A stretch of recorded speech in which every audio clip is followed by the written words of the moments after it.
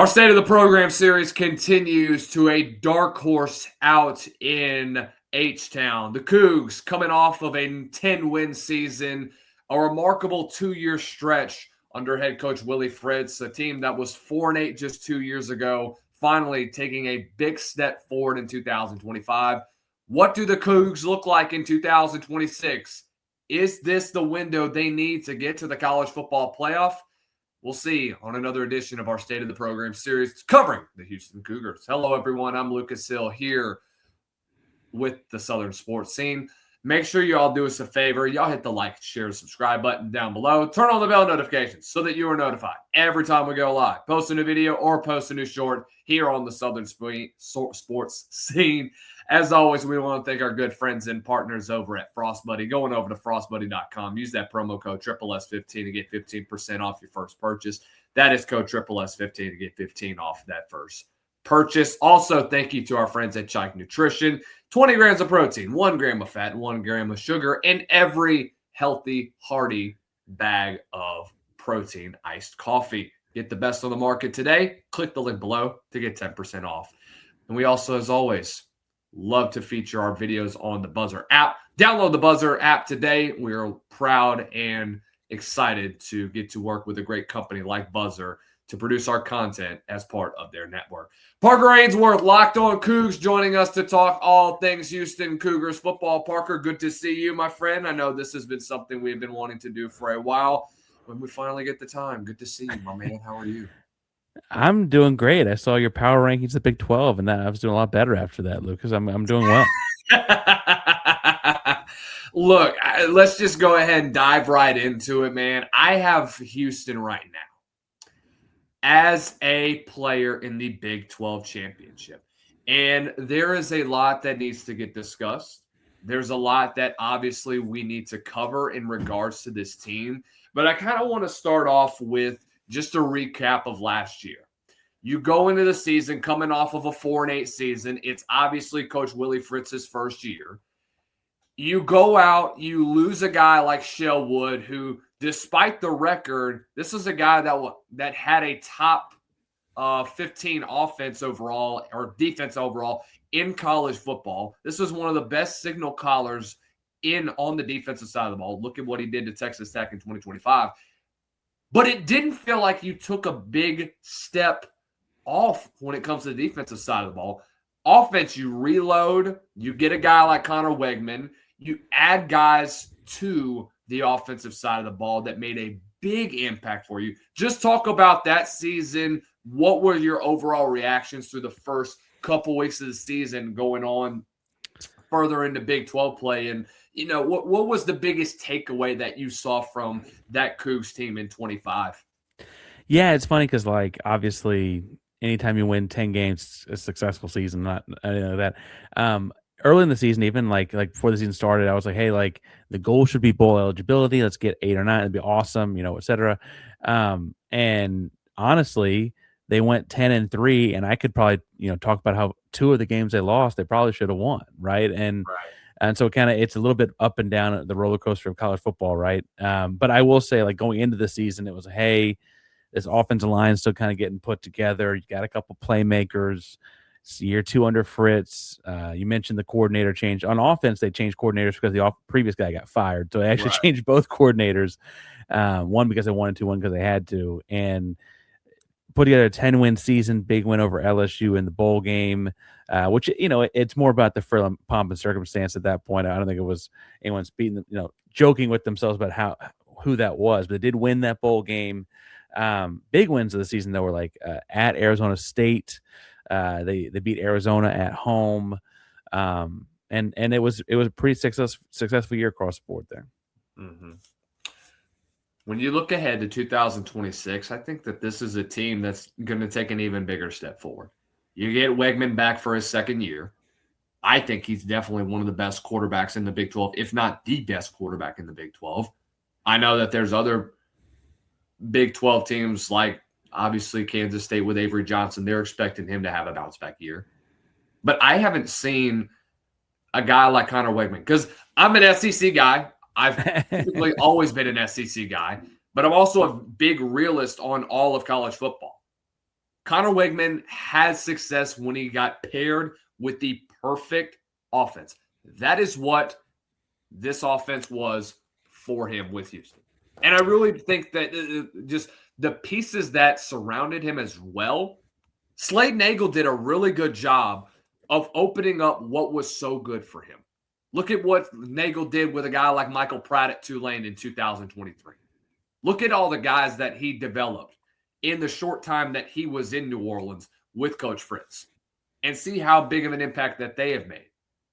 It just feels like when you have the right talent that surrounds you and you have the coaching staff in place that believes in you, unlike what he had whenever he was at A&M, success is going to follow. And I think that's what Wegman had this past year. What are you expecting from him in 2026? I mean, like you mentioned, I think he is in a great situation. It's the first off season that he is both healthy and has a returning offensive coordinator since he got to college. And I think that we talk about A&M and how we kind of needed a refresh, needed a restart, and all that after some things went south there. But between his own injuries and the crazy coaching staff that went up and down there with Jimbo and all that, I mean that was a sinking ship in a lot of ways that he got put as the face of. He was a 5-star quarterback at high school, right? I don't know. I don't know how much of that there still is and how much that even matters anymore. The biggest thing you talk about, like the perfect offense for him, is he had 700 yards rushing and 11 rushing touchdowns last year. He did it with his legs in a way that A&M never really used. And to be fair, correct me if I'm wrong, he was the second leading rusher this past year for the Cougs. Correct. It was he, and then Dean Connors, I guess, the leading rusher. But truthfully, lost a running back in the preseason with an injury that he might have been up there. But the deal to me is if A&M saw his injuries and was like scared to go out there and run him because he could get hurt, right? And Houston was very upfront about like, look, this is kind of what we got, man. we got to go with this. And with a little bit better offensive line this year, I think what'll be interesting is if we're previewing next, if we're already moving on to that, the freshman that got behind him, the decision about, do you redshirt? Do you make packages for him? What do you do? Because the kid behind him can flat boogie. He is a freshman. But he was a 5-star prospect. Keyshawn Henderson. I forget which of the publications has the number 1 kid in America. Other ones had him in the top 10 or 30 or whatever. But the kid's behind is really good and an athletic quarterback. And so it's like, if you're gonna run a quarterback, do you just make packages around Keyshawn? Do you use it 2 one-sided? That schematic stuff and offseason fun talk. The truth is that Connor, in the same offense as Slade Nagel, will have a second year with his feet wet. He understands the system, understands the calls. He's got a number 1 receiver back in Amari Thomas. It should size up to be a pretty good year for Connor. Keyshawn was the number 1 player according to 24/7 Sports. I really think that he's going to be the future of this program. I think that the offense fits what his capabilities are. He is a prototypical NFL quarterback, and he's going to fit the perfect system. I mean, when you talk about different packages that you're going to see from him, you're going to see a lot of that, especially with these top quarterbacks that are coming in now. You saw Mississippi State do it last year. Jeff Levy's a great coordinator with what he's doing with Kamario Taylor. You saw a little bit of some other programs that are doing such. I would not be surprised if Nagel decides to go into this offense and install some different packages for Henderson to run come game week during the regular season. Another thing that I kind of wanted to talk to you about, and I think that this was a big hit for you, was the tight end room. You lose a guy like Tanner Kozoil, which, by the way, I got to see him at Senior Bowl, and that dude was so much fun to be around. That was probably my favorite interview I did throughout the week at Senior Bowl. And it's a cool guy to relate to because, I mean, we're the same age now. I think he's like a year older than me, but I'm 22. So obviously we're going to have a good bit in common at this point, being both college age. But I thought that you have a quality replacement in a guy that I think is probably going to end up being one of the better tight ends in the Big 12, and Patrick Overmeyer came from UTSA, loved what he was able to do, and love what type of capabilities that he's going to bring. I watched him in the bowl game, Parker. You're getting a freak. You're getting a freak at tight end and a guy that, in my opinion, Nagel could probably. I mean, Nagel's always been a tight ends coach. What he's going to release out of Overmeyer, he could be better than Tanner Kozel. Crazy as it sounds. So Tanner did lead. You mentioned where Connor ranked in rushing last year. Tanner did lead the team in catches with 74 as a tight end last year. Really, it's essentially was a big wide receiver in a lot of ways and a lot of stuff they did. Listed as 6'8" or whatever. I have commented though throughout the offseason, I'll probably say another 1,000 times before we kick it off in September. I think through the recruiting and transfer portal, the only room that got worse was the tight end room. And it's not really because Pat Overmeyer is not good. To me, that's just how great the guy that they had was. I think Pat's Right. really got a really, really high upside. I think one thing you're talking about, like the athleticism of Pat Overmeyer, what's interesting to me is he played a lot of his high school career at quarterback. And so it kind There of you you wonder go. how much of this is like, okay, he's finally understands this new position. Not that it's as complicated on your brain as quarterback is, but I do think that there's some aspect of like he just hadn't played it a whole lot, and he's kind of got some natural gifts and wiggle to him. He's a big kid. I think it'll work out. He's obviously not 6'8", and Tanner Kozel got drafted in the NFL. He's a Jaguar now. Like, I just think that's really more about how great Tanner was when I say that. But I do like Pat a lot. But I think that what I'm getting at is how good that the portal has been. Obviously, it's big shoes to fill when you lose a guy. And the biggest thing that I liked about Tanner was so clutch and how he was in late game situations. The Texas Bowl was a great example. 4th and 9, he makes a big catch. In the red zone, big 3rd and goal opportunity, gets a big catch and into the end zone touchdown. He just seemed to make play after play after play as a 3rd, 4th down tight end, and especially in the red zone. I think you get that with Pat Overmeyer. And I'm starting to see that's the common thing with most tight ends is that they understand the position. They're so athletic now. They were playing quarterback in high school. They make the transition. I can't tell you how many tight ends that I've had with a similar backstory, like Overmeyer's and like what a guy like Bauer Sharp was, who came from my school, Southeastern Louisiana, started off as a quarterback, ends up transferring to Oklahoma, and then finishes it up LSU. Where do you see, from an offensive standpoint, probably the biggest weakness? I know that there has been questions about the wide receiver depth this year. You obviously mentioned Amar Thomas, how good he can be. You bring in Trent Walker, who was a 900-yard receiver 2 years ago at Oregon State. What are you expecting from that department? I think that'll be the kind of room where you're looking for an offense that runs the football a lot. Where do those guys come in? Obviously, Amari Thomas and Wigman have a connection already. Amari was great last year, and his numbers are interesting because Amari Thomas was second on the team in receptions and first on the team in yards last season, and I believe led the team in receiving touchdowns. He must had to have at 12. But I think what's interesting about that particular thing is like he was really quiet the first 2 or 3 weeks. Mm-hmm. And so that really kind of was functionally about a 3/4 of the year season for him as far as statistical stuff goes, because he and Connor had to take some time to get on the same page. There was also a big injury in the wide receiver room last year. Stephon Boogie Johnson went down and kind of opened up stuff for other guys more. But I think that you have Amari Thomas, Trent Walker. Don't sleep on Kobe Young. Kobe Young was your Louisiana guy, went to Catholic school in New Orleans. Holy Cross, yeah. And he is a redshirt sophomore. Dude's got real deal speed. Made a couple nice plays in the bowl game, and like I think he's slotted in right now, at least in the spring practices, was their 3rd starting receiver, again with real speed. And I think that it'll be the kind of thing where none of them maybe put up gaudy stats because Houston just doesn't throw the ball a whole lot next year. But that doesn't mean that they're not making impactful plays, if that makes a lot of sense. The biggest place on offense where I see the biggest improvement, I wouldn't even really necessarily say an improvement, just kind of you get better in that department, shall we say, because Dean Connors was a fantastic running back this year. Mm-hmm.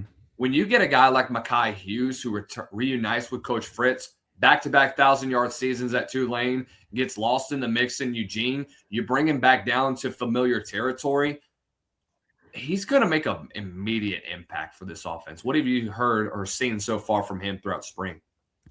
I didn't realize I saw him in the spring how big he is. You can like read a guy's height and weight, and like, okay, that sounds like he's a pretty big kid. But Guy Hughes, I mean, that guy's back it, like covers up the whole like you can't see past him. He's a really really big kid.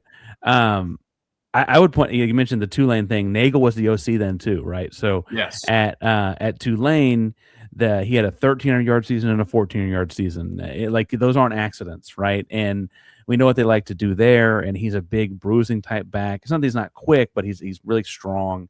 He goes to Oregon, and I heard a story on that where like his brother is a big time 5-star corner, and part of the deal, I guess, in committing to Oregon was Mackay showed up and they were going to play together, and then Mackay realized like, hey, there's a whole lot of good running backs here, and Right. he took the red shirt, right? So like he played 4 games, got this red shirt year, so he still has a couple years of eligibility left. I'm sure people in Oregon will tell that story a lot differently and all that, but um anyway, I say to say I think they're expecting pretty big things out of him. His backup, Rashawn Sanford, was slotted to be the starter last year and tore his knee at the start of August. And so if Mackay Hughes is thunder, Rashawn Sanford's lightning. He's got a lot of the wiggle, the burst, the speed. And so those two guys put together are a lot of fun. Rashawn goes by Ray a lot. Ray was full speed, full go in the spring. They didn't put him through the actual scrimmage and game because why take extra hits? But he's a pretty quick guy too. So again, I think I talk about the receivers. I think this team's going to run the football a lot. And so I think you're going to see it split up between those guys. DJ Butler is back. He was kind of the second and third back last year. Connor himself, I think this team's going to run the ball a lot and run it well. It's what Nagel likes to do. Do you expect the defensive side of the ball to kind of take a step back? You do lose a couple of quality starters, especially in the front four. I'll be interested to see how they replace. I mean, you can't one-to-one replace what Carlos Allen did. Carlos Allen's a little bit undersized. He came from Kennesaw State, so he did not get drafted. But statistically and athletically, and he's I guess picked up whatever the undrafted deal is with Atlanta. Mm-hmm. He's about a 6'1" defensive tackle, and he wasn't like a 330-pound. He was like a 6'1", 280 kind of guy, right? But he was just so impactful on the games last year. This year, they're looking to replace him with couple transfers. Ejiro Ekadagbari. He's a Yale transfer, but he is was all multi-time all Ivy League kind of guy there. And then so that's similar size. Correct me if I'm wrong. Did he struggle with injury?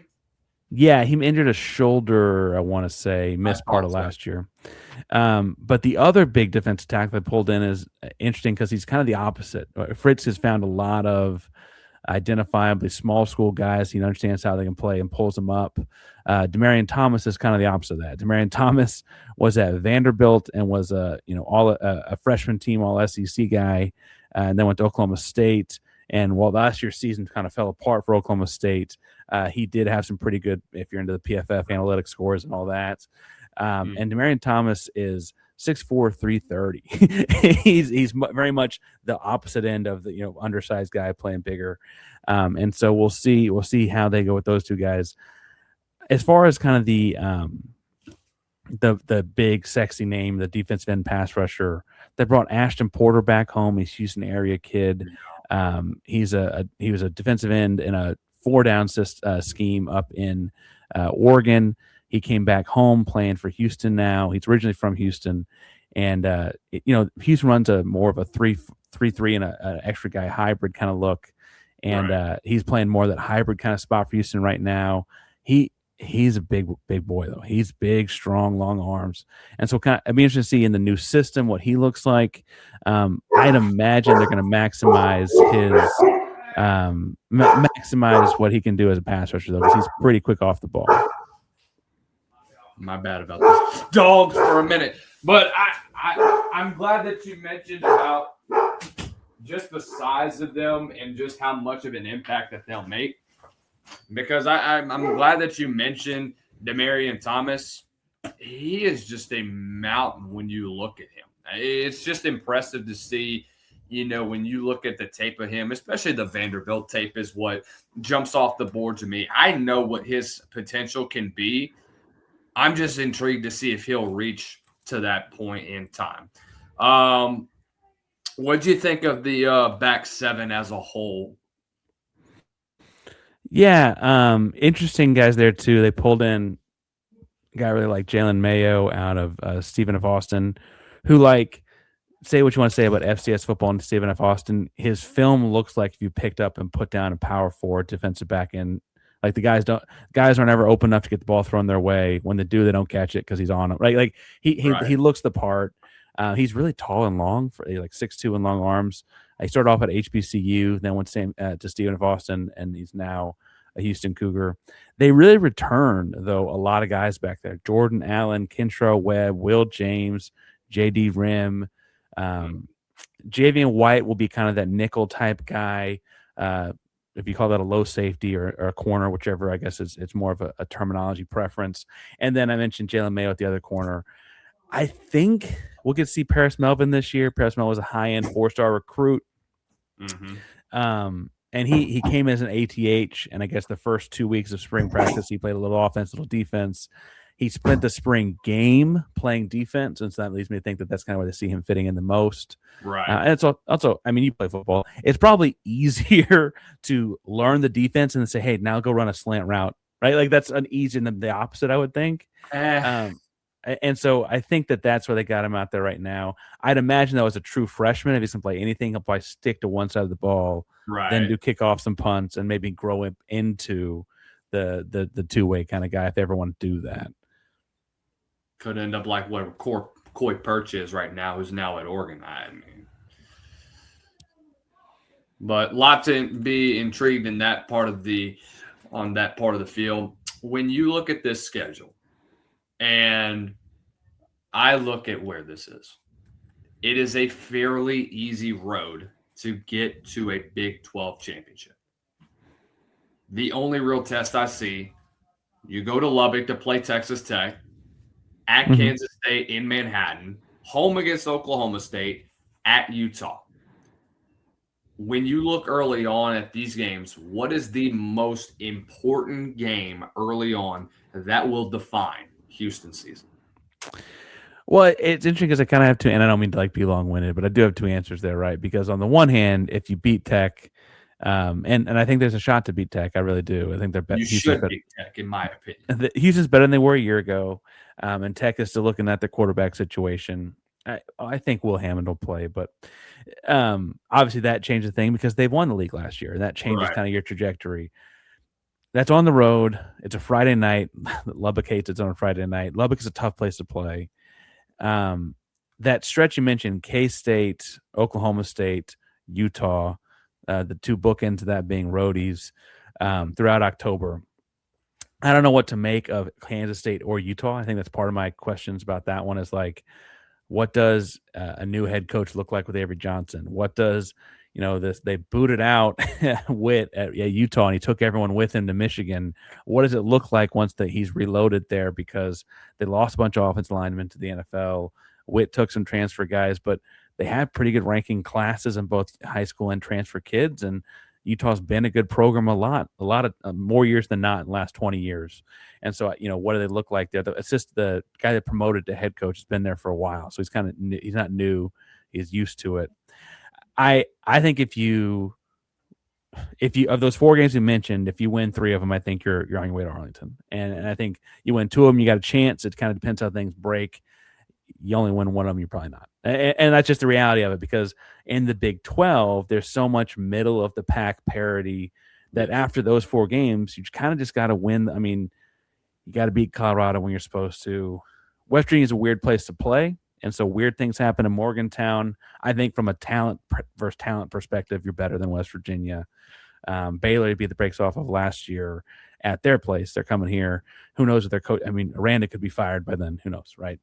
So I say all that to say that like that 4 games, Tech is at the week 3, early September, and that 3-game stretch in October is really going to define the season in a lot of ways. And I'm talking like they've beat Oklahoma State. I don't know what to make of Messmaker. Messmaker's really good, right? And what they're doing at Oklahoma State with like North Texas North. But I think that's going to define a lot of things. I think they go 2-2, and depending on how the rest of the conference breaks, that might be 10-2 might be good enough to get into Arlington. I don't think there'll be. I mean, if Tech goes undefeated and you're 10-2 and BYU is 11-1, you're not in. That doesn't mean you got any worse a year. You're just not in. I think BYU is really good. I think it's a good thing Houston doesn't have to play them. So that's part of it too. That's part of the calculus of it too, right? Last one before we get you out of here. You look at the Big 12 this year. I have this as a very, very, very bold prediction. I have 4, maybe 5 Big 12 teams in the final top 20. We're looking at 3 fighting for potentially 2 Big 12 spots in the final college football playoff. I have Houston and I have BYU in my final 12. I think it's about time the Big 12 got a second team in. I know it's hard to say after Tech didn't represent us very well last year. But in both last year and the year before it's Arizona State and Iowa State. Last year it was Texas Tech and BYU. BYU's only losses were to Tech on the season, and they frankly had a smaller margin of victory in the second game. They'd beaten a couple teams that were also in the mix in the top 25 there. Look, the Big 12 had 5 teams in the top 25 last year. I don't think it's anything crazy to think they'd have that in the top 20 next year. Can they get that second spot in the playoff is, I guess, more of a conversation about who's getting what votes where. Part of the deal here is this conference is weird, and it's a lot of high variance teams, and so you don't necessarily know you're going to get every week. I would put Houston, Tech, and BYU in that top tier. And then I think that the deal is then you got the Kansas State, Utah, those teams that are tough to play, kind of the next tier. But I do think Houston, BYU, Tech have kind of separated themselves a little bit. And so Houston only having to play one of those other 2 teams to me is a pretty big win for them on the schedule. And if I will be, spoiler for anyone who listens to the content throughout the fall and Locked On Cougs, I will be arguing for the Big 12 to get 2 teams in, and whoever loses the Big 12 championship game should still get a shot at the playoff. That's just my MO on the whole thing, unless I guess there's some crazy thing with it, like that's a 8-4 team or something that's in. I guess that'd be a little bit different, but I don't think there's any way that works. So. Anything's possible at this point in time. We've been talking about going to 24 for the last 2 years at this point. And even before then, when we went from 4 to 12, they wanted more. So we'll see what happens from here on out. So you're an SEC guy, though.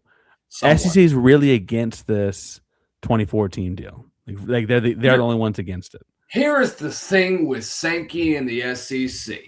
And I think my picture with him pretty much cursed this.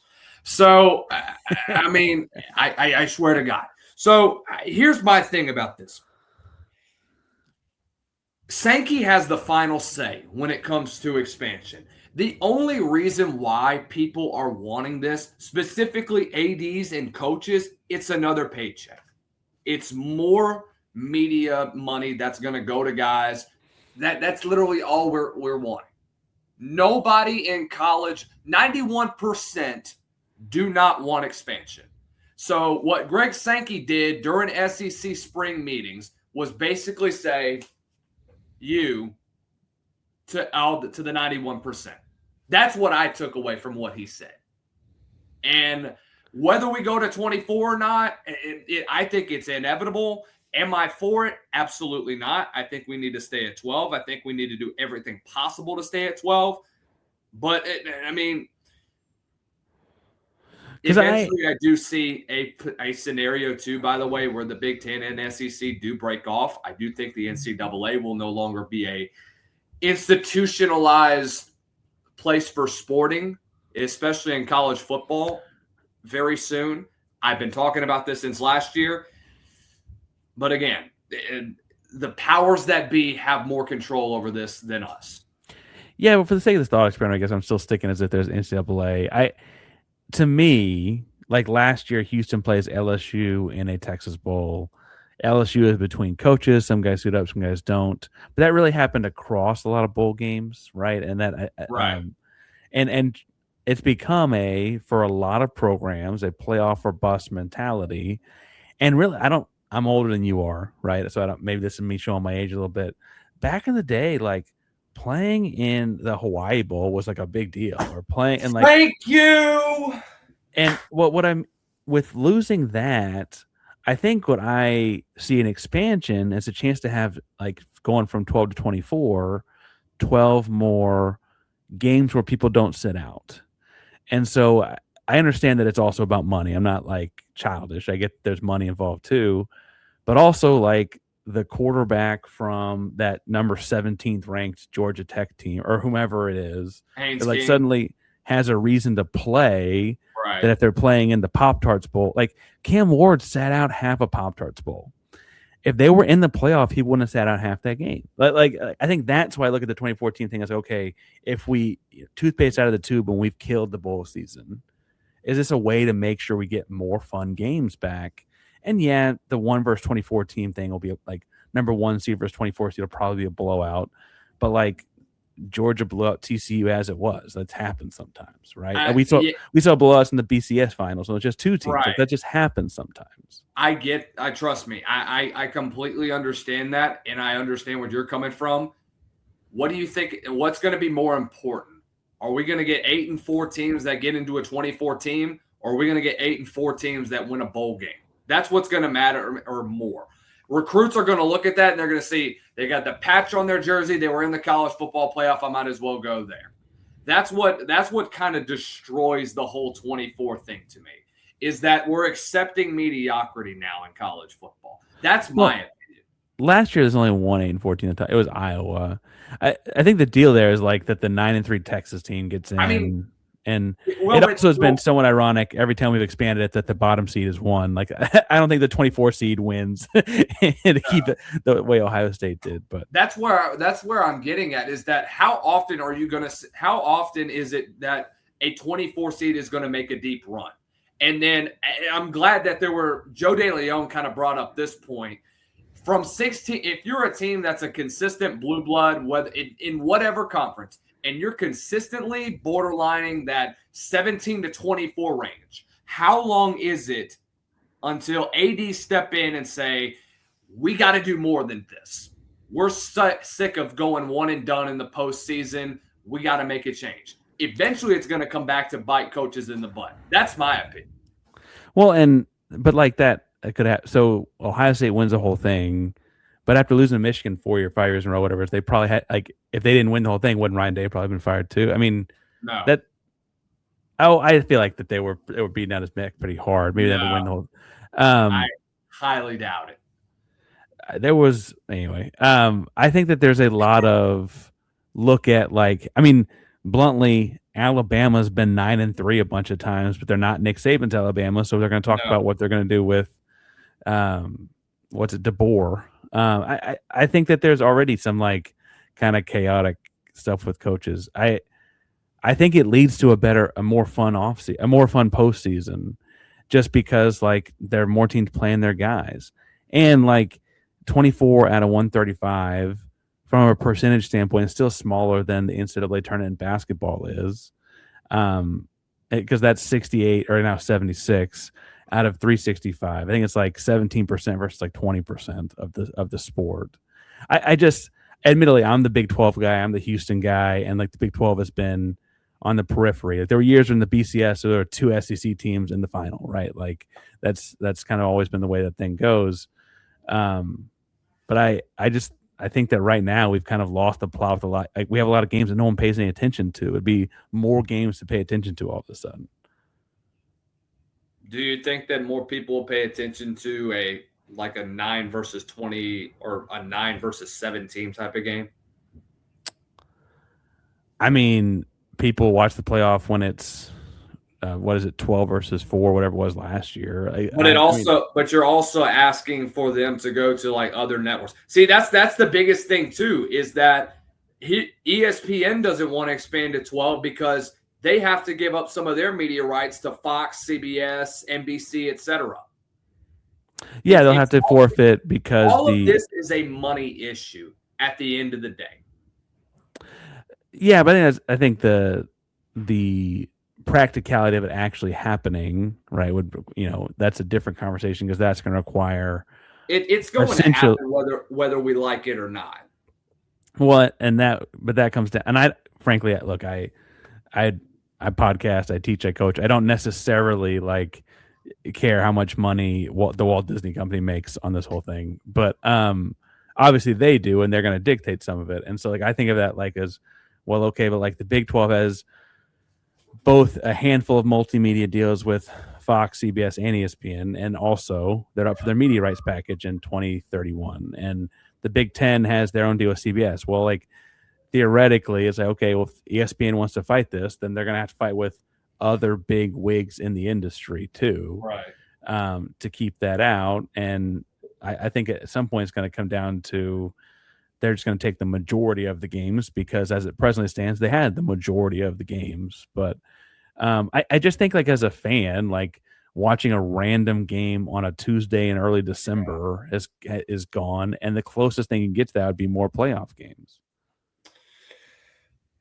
This is the last thing I'll kind of say, and then I'll kind of put this a little bit to bed. With expansion, it's going to happen whether we like it or not. I know I've already kind of reiterated about 50 times already, because like I said, Greg Sankey essentially told us that the fan perspective and the media perspective does not matter. Do I think that we're going to get quality games?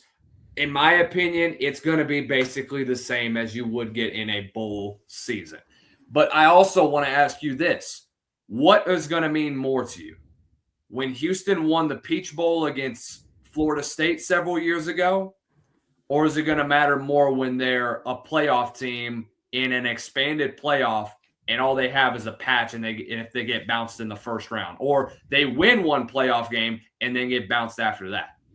Yeah, but that's what I'm saying. I guess that Peach Bowl equivalent is gone now, and Yes. I think that the closer option That's why I think that if you do expand, that area of football is going to be erased. But I guess I'm kind of thinking it already has, because, like, I mean, the Texas Bowl is not the Peach Bowl, but Houston plays LSU in the Texas Bowl last year, and LSU doesn't show up. I mean, they showed up with some guys that were fast, not that tight end's a freak, whatever. But, like, it's certainly, I mean, they had their third string quarterback out there for most of the game or whatever, right? Like that's not as much fun. I mean, every time a Houston fan was talking about that at the water cooler or the sports bar, it's like, yeah, but LSU wasn't really there. You know, I think that's where I'm coming from, was like a playoff. Yeah, like, let's go try and be a Cinderella team here. I mean, it's the same reason that we'd have that in other sports. I mean, every other sport has a large scale bracket with 20 to 25% of the teams making it. This is smaller than that, and it's still it's still complicated. It's still, like, rubs you the wrong way. I didn't mean to, like, get adversarial. I just know that the SEC is very much like the last of the Power Four conferences is, like, fighting this, and I just think it's interesting, because I was like, the SEC is going to make a lot of money in the 2014 playoff. Like, the SEC is going to have I think that Sankey got the wool pulled over his head, because Tony Petitti has that broadcasting background too. Yeah, and I guess my thought is, like last year Texas would have been in the 24 team, A&M would have been A&M would have had an easier first round game in the 24 team. I think that the SEC would do well in a 24. I would assume the SEC would do well in 2014 playoff. Now, the way it's gone, we went to 4 and then went to 12, is that Ohio State won the whole thing both those times. So maybe put your money on Ohio State. I don't know, but that, like, I would think the SEC standing makes a lot of money on that too. I mean, hey, at the end of the day, man, win your games. That's all you can ask for when it comes to this. Is Texas doesn't turn the football over as much against Florida. They're in a 12 team. If Notre Dame takes care of business in the fourth quarter against Miami, or if they get one defensive stand against A&M, they're in the playoff. That's all you can really say at this point. But, again, we'll have to agree to disagree, Parker. I appreciate you coming on. That's the fun of college football in May. This is a good conversation that we had. And look, this does need to get discussed. I'm glad it wasn't Tim Brando that I was discussing this with, because I would have been hit with all sorts of crazy remarks, honestly. Look, and it's not really even a shot at Tim, but he kind of put that on himself when he puts his stuff out there on social media like that. I'm sorry, Tim is a Baton Rouge guy. He worked at a news station in Baton Rouge. Love him as a broadcaster. Didn't like some of the comments that he makes as of late. That's probably fair. Parker Ainsworth, Locked On Cougs, joining us for a very fun and spirited discussion about the Houston Cougars preparing for the 2026 season. Parker, where are we finding some of your stuff out there on the world of social media? This podcast, Locked On Coogs, wherever you get your podcasts, all the audios, all the videos, all the things. On Twitter, it's probably one of the most active at Ainsworth512. Yeah, P is in Parker, Ainsworth is in my last name, 512. All things Houston all the time. I don't really tweet a whole lot about it. But if you want to talk about Houston, you can find me there. I guess I do talk about all the sports. It's not just the Cougs. If you're a Rockets guy or whatever, too. But Parker, we appreciate the time, man. Have a great rest of the day, man. Thank you for coming on. Thanks again, Luke.